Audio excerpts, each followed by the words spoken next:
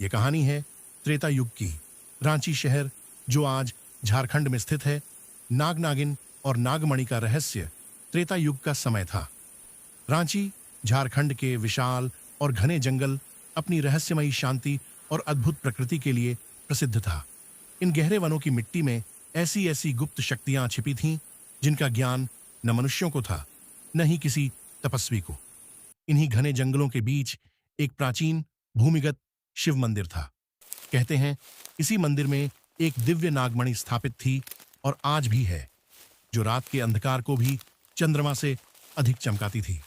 इस नागमणि की रक्षा एक शक्तिशाली नाग और उसकी प्रिय एक सुंदर व सौम्य नागिन किया करते थे।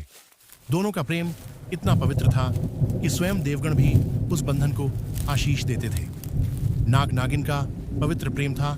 हर सुबह नाग पहाड़ों की ऊंची चोटियों पर जाता, अपने मुख में शीतल निर्मल जल भरकर लाता और प्रेम पूर्वक वह जल नागिन को पिलाता था। नागिन प्रेम से उसके चारों ओर लिपट जाती, मानो संसार की हर शक्ति उसी क्षण थम गई हो।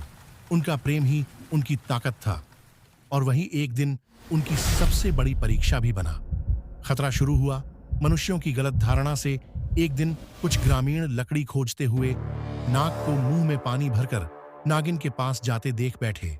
यह दृश्य उनके लिए असामान्य था। उन्होंने अफवाह फैलाई, यह कोई साधारण सर्प नहीं, निश्चित ही कोई अलौकिक शक्तियों वाला नाग है। डर और भ्रम ने लोगों की बुद्धि पर पर्दा डाल दिया और वे मशालें लेकर नाग नागिन को मारने के इरादे से जंगल में उतर पड़े। नाग ने दूर से ही स्थिति भांप ली। उसने नागिन की आंखों में संकेत किया, भागना होगा अभी। जीवन बचाने की दौड़ में बेचारे नाग नागिन दोनों प्रचंड वेग से जंगल में दौड़ने लगे। कांटों से भरे पेड़, दलदल, पथरीली मिट्टी, हर बाधा को पार करते हुए वे आगे बढ़ते गए, परंतु ग्रामीण उनके पीछे पीछे मशालें लहराते बढ़ते गए। हवा की गति तेज, वातावरण में तनाव और हर ओर केवल भय का एहसास। अचानक भागते भागते वे एक मोड़ पर पहुंचे, जहां सामने अचानक एक पुराना शिव मंदिर उभर आया। दीवारें टूटी हुई थीं, परंतु बीच में स्थित विशाल शिवलिंग से नीली दिव्य ज्योति निकल रही थी। ऐसा लगा मानो स्वयं भगवान शिव वहां प्रकट हो रहे हों रक्षा के लिए। नाग नागिन स्तब्ध रह गए। वे शिवलिंग के समीप पहुंचे और भय से कांपते हुए झुक गए। उसी क्षण शिवलिंग से एक शांत प्रकाशमान लहर निकली, जो दोनों को अपने स्तर में समेटने लगी। और फिर गूंज उठा दिव्य स्वर, हे नाग और नागिन, तुम दोनों इस पवित्र भूमि के रक्षक हो। आज से यह प्राचीन मंदिर और यह नागमणि तुम्हारे वंश द्वारा सुरक्षित रहेंगे। कोई भी तुम्हें क्षति नहीं पहुंचा सकेगा। नाग नागिन ने कृतज्ञता से शिव के चरणों में प्रणाम किया।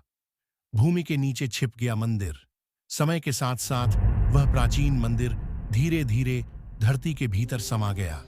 मनुष्यों ने उसे खोजने की अनेक कोशिशें की, पर वह स्थान किसी को दिखाई नहीं दिया। किंतु आज भी कहा जाता है, रांची के उस जंगल में यदि किसी शुभ रात को नीली रोशनी चमक उठे, तो समझ लेना कि नाग नागिन के माता पिता अभी भी नागमणि की रक्षा कर रहे हैं।